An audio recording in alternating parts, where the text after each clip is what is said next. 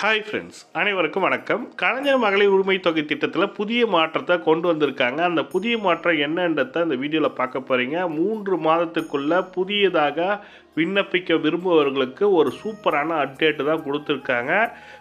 பல்வேறு அப்டேட் வந்து மகளிர் உரிமை தொகை திட்டத்தில் தமிழக அரசாங்கம் கொடுத்துருக்காங்க. அது என்னன்றதை பார்க்க போகிறீங்க. வீடியோ ஸ்கிப் பண்ணாமல் பாருங்கள். வீடியோ பிடிச்சிருந்தால் லைக் பண்ணுங்கள், கூடிய சப்ஸ்கிரைப் பண்ணுங்கள். வாங்க வீடியோக்குள்ளே போகலாம்.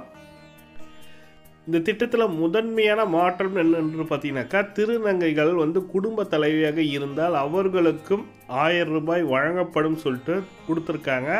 உங்கள் வீட்டில் திருநங்கைகள் இருக்காங்கன்னா அவங்க குடும்ப தலைவியாக இருக்கும் பட்சத்தில் கொடுத்துருக்காங்க. அதுவும் அல்லாமல் ரேஷன் அட்டையில் பெயர் இல்லாத பெண்கள் 21 வயது பூர்த்தி அடைந்து உங்கள் ரேஷன் அட்டையில் பெயர் இல்லைன்றவங்களுக்கும் இந்த குடும்ப தலைவி பொறுப்பு மூலமாக அவங்களுக்கும் 1000 ரூபாய் வழங்கப்படுன்ற மாதிரி சொல்லி கொடுத்துருக்காங்க.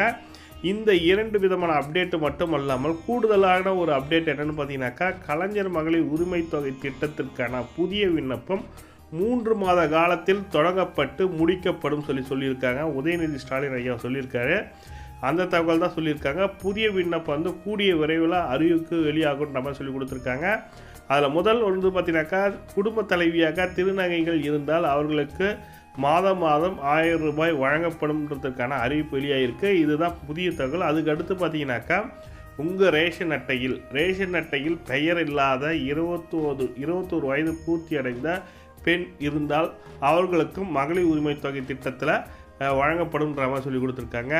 கணவனால் கைவிடப்பட்ட பெண்கள், கணவனால் திருநங்கைகள் மற்றும் கணவனை இழந்த பெண்கள், கைம்பெண்கள் சொல்லுவாங்க, அவங்களுக்கெல்லாம் வந்து இந்த திட்டத்தில் பயன்பெற முடியுன்ற மாதிரி கொடுத்துருக்காங்க.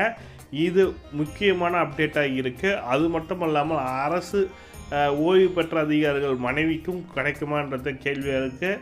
அதாவது துப்புரவு பணியாளர், கூட்டுறவுத்துறையில் வேலை செஞ்சவங்க, அவங்களுக்குலாம் வந்து பார்த்திங்கனாக்கா பென்ஷன் வெறும் ரொம்ப கம்மியாக தான் இருக்கும். அவங்களுக்கும் இந்த மாதிரி மகளிர் உரிமை தொகை திட்டத்தில் எனக்கு வேணுன்ற மாதிரி கேட்டிருக்காங்க. இது மட்டும் இல்லாமல் கலைஞர் மகளிர் உரிமை திட்டத்தில் கணவன் கைவிடப்பட்டு, அதாவது கணவன் இருந்தும் அவரோட கவனிப்பு இல்லாமல் இருப்பதனால அவங்களுக்கு இந்த திட்டத்தில் முக்கியமான அப்டேட்டாக வந்து கொடுத்துருக்காங்க. இன்னும் 3 மாத காலத்தில் இந்த மகளிர் உரிமை தொகை திட்டத்தில் பயன்பெறுவர்களுக்கான அறிவிப்பு வெளியாக போகுது. இதுதான் அவங்க கொடுத்துருக்க இன்ஃபர்மேஷனு. இந்த இன்ஃபர்மேஷன் தான் உங்களுக்கு சேரணும்னு நினச்சேன்.